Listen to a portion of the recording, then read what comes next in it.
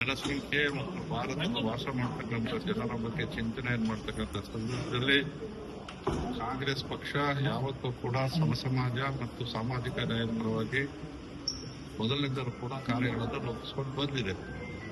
ಕರ್ನಾಟಕ ರಾಜ್ಯದಲ್ಲಿ ಇಡೀ ಭಾರತದಲ್ಲಿ ಮುಂಚೂಣಿಯಲ್ಲಿ ಈ ವಿಷಯದಲ್ಲಿ ಮಾನ್ಯ ದೇವರಾಜ ಅರಸರ ಅಡಿಪಾಯ ಮತ್ತು ಸಿದ್ದರಾಮಯ್ಯನವರು ನಡೆಸಿದ ಮುನ್ನಡೆಯಿಂದಾಗಿ ಇಡೀ ಭಾರತದಲ್ಲೇ ಒಬಿಸಿ ಸೆಕ್ಷನ್ಗೆ ಸಾಮಾಜಿಕ ನ್ಯಾಯ ಸಿಕ್ಕಿರ್ತಕ್ಕಂಥದ್ದನ್ನು ಅರಿತು ಇವತ್ತು ಅನೇಕ ರಾಜ್ಯಗಳಲ್ಲಿ ಚಿಂತನೆಯನ್ನು ಮಾಡಿ ರಾಹುಲ್ ಗಾಂಧಿ ಅವರು ಏನು ಸಮಾಜದ 100% ಇರ್ತಕ್ಕಂಥ ಜನಸಂಖ್ಯೆಯಲ್ಲಿ 52ಕ್ಕೂ ಹೆಚ್ಚು % ಇರ್ತಕ್ಕಂಥ ಒಬಿಸಿಯನ್ನ ಒಗ್ಗೂಡಿಸಬೇಕು, ಅವರಿಗೆ ಸಾಮಾಜಿಕ ನ್ಯಾಯ ಸಿಗಬೇಕು ಅಂತಕ್ಕಂಥ ಚಿಂತನೆಯಲ್ಲಿ ಬರೀ ರಾಜಕೀಯ ಮನ್ನಣೆ ಅಲ್ಲ, ಎಲ್ಲಾ ಪ್ರಕಾರಗಳಲ್ಲೂ ಕೂಡ ಆದ್ಯತೆ ಸಿಗಬೇಕು ಅನ್ನೋದನ್ನ ಸಂವಿಧಾನದ ಅಡಿಯಲ್ಲಿ, ಸಂವಿಧಾನದಲ್ಲಿರ್ತಕ್ಕಂಥ ಆಶಯದ ಅಡಿಯಲ್ಲಿ ಇವತ್ತೇನು ಸಂವಿಧಾನವನ್ನು ಎತ್ತಿಡಬೇಕು ಅನ್ನೋ ಚಿಂತನೆಯಿಂದ ರಾಹುಲ್ ಗಾಂಧಿ ಅವರು ಈ ರಾಷ್ಟ್ರದಲ್ಲಿ ಮೊದಲನೇ ತಿದ್ದುಪಡಿ ಆಗಿರ್ತಕ್ಕಂಥದ್ದು ಸಂವಿಧಾನಕ್ಕೆ ಹಿಂದುಳಿದ ವರ್ಗದ ಬಗ್ಗೆ ಕಾಳಜಿಗಾಗಿ. ಇದು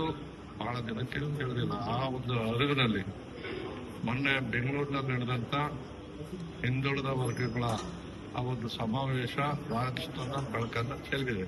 ಅದರ ಮುಂದುವರೆದ ಭಾಗ ಅಲ್ಲಿ 3 ನಿರ್ಣಯಗಳನ್ನ ಮಂಡನೆ ಮಾಡಿದೆ. ಅದಕ್ಕೆ ಆ 3 ನಿರ್ಣಯಗಳನ್ನ ಒಪ್ಪಿಗೆ ಕೊಟ್ಟು ರಾಷ್ಟ್ರಾದ್ಯಂತ ಕಾಂಗ್ರೆಸ್ಸಿನ ಕಾರ್ಯಕ್ರಮವನ್ನು ರೂಪಿಸಿಕೊಳ್ಳಲು ಈ ಕಾರ್ಯ ನಡೀತಾ ಇದೆ. ಇದು ದೆಹಲಿ ಭಾರತದ ಹೃದಯ ಭಾಗ, ಇಲ್ಲಿಂದ ಸಂದೇಶವನ್ನು ಕೊಡುವಂತ ಕಾರ್ಯ ಯಶಸ್ವಿಯಾಗಲಿ ಅಂತ ಆಶಿಸ್ತೇನೆ. ಇದು ಅವಶ್ಯಕ. ಯಾಕೆ ಅಂತ ಹೇಳಿದ್ರೆ ಎಲ್ಲರಿಗೂ ಸಮಪಾಲು ಅಂತಕ್ಕಂಥದ್ದು ನಮ್ಮ ಆಶಯ. ಆ ದೃಷ್ಟಿಯಲ್ಲಿ ಈ ಚಿಂತನೆಗೆ ರಾಹುಲ್ ಗಾಂಧಿ ಅವರಿಗೆ ನಾನು ಅಭಿನಂದನೆ ಸಲ್ಲಿಸ್ತೇನೆ.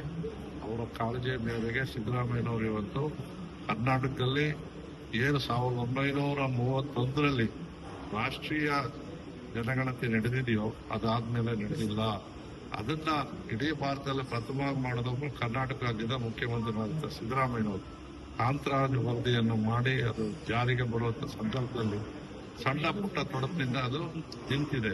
ಆದರೂ ಮೊನ್ನೆ 4 ದಿನಗಳ ಹಿಂದೆ ಮತ್ತೆ ಅದಕ್ಕೆ ಚಾಲನೆಯನ್ನು ಕೊಟ್ಟಿರ್ತಕ್ಕಂಥದಕ್ಕೆ ಸಿದ್ದರಾಮಯ್ಯನವರಿಗೆ ನಾನು ಅಭಿನಂದನೆ ಸಲ್ಲಿಸ್ತೇನೆ.